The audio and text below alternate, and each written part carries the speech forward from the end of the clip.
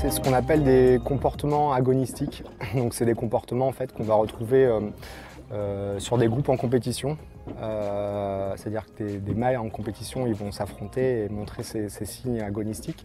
Et aussi sur des scènes de prédation, c'est-à-dire quand la baleine se fait prédater par des orques, elle va avoir aussi ces gestes agonistiques, c'est-à-dire qu'elle va montrer sa pectorale, envoyer sa queue pour se défendre en fait. Et ces comportements agonistiques, on les retrouve aussi quand il y a une menace imminente, c'est-à-dire que la baleine peut associer les baigneurs à une menace.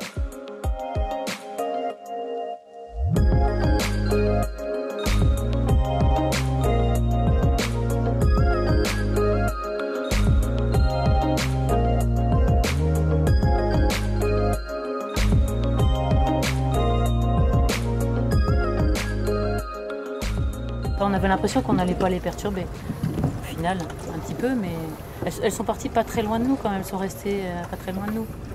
Et puis on les a vues, surtout quand on était au-dessus, elles étaient en dessous, elles jouaient en dessous, il y avait vraiment... C'est un ballet magnifique, quoi.